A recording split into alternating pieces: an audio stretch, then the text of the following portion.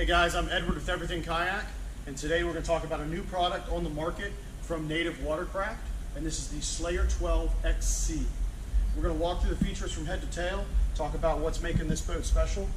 A couple things, the kayak itself is 12 foot, 3 inches long, it is 36.5 inches wide, and it boasts up to a 500-pound capacity. We're going to see some rigid molding up here. This is going to be for a paddle sleeve. Slip your paddle up front. Don't have to worry about shoving it too far or anything like that. Got a nice recess under the handle. Get your hand underneath there and hold it real well.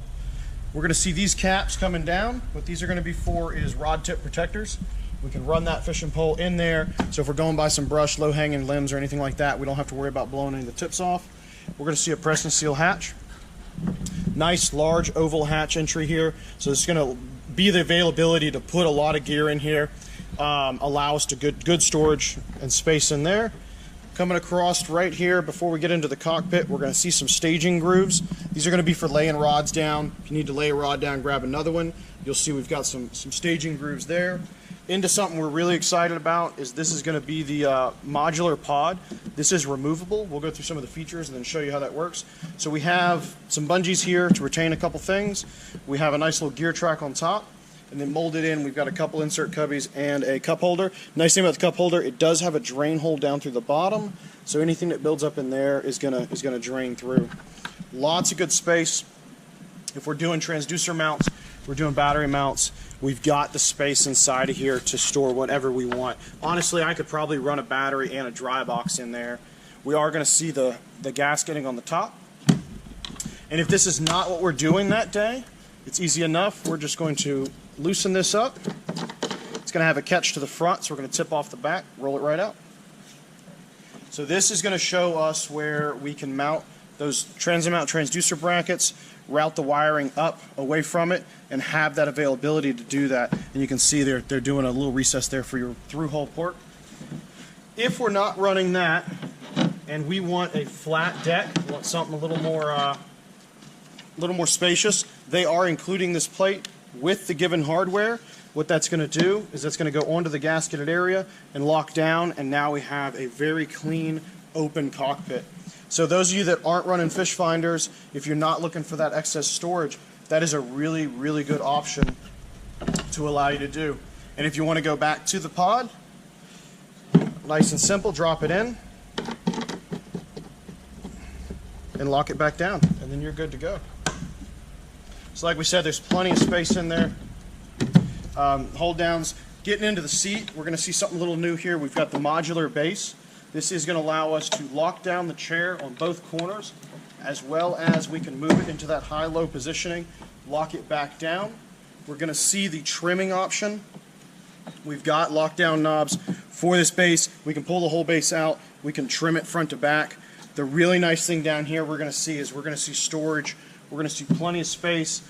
Rod butt stagers. When we don't have the module in the middle, we can sit a rod butt here and here and stage those across those grooves we talked about previously in the front.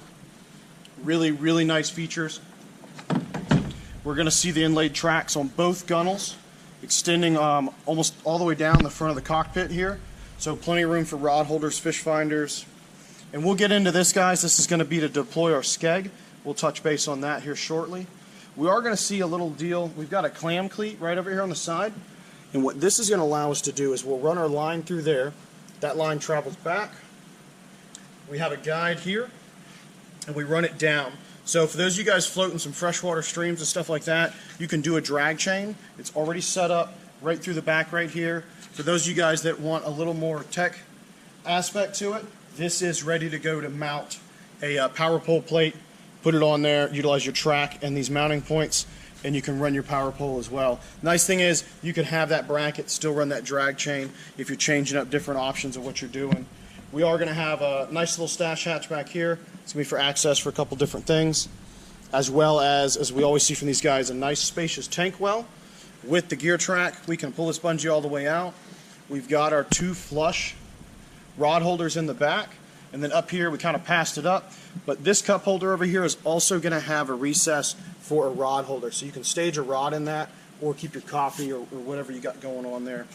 So with that said, we're going to go ahead, and this lever is going to allow us to deploy our skeg, or rise and deploy our skeg.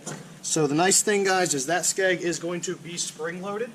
So when we come into that, if we strike something, it's going to pop up and come right back down. And right behind that skeg, we're going to see a removable drag plate here. So if you get a lot of abuse on this, this is going to take the beat. It's going to keep your hull nice and clean, and then you just pull that off, remove it, get your new one ordered in. So guys, again, this is the Native Watercraft Slayer 12 XC. Really neat boat, nice on the market. They're doing all their traditional colors. You know, this year they're doing the Blue Lagoon, the Copperhead, the Hidden Oak, and the Lizard Lake. So guys, we appreciate you watching, and you know, definitely thanks for tuning in. Go ahead and throw us a like if you like the video, comment if you've got any suggestions or a boat that we have in the shop that you haven't seen yet, and you know, feel free to subscribe. So cheers, guys.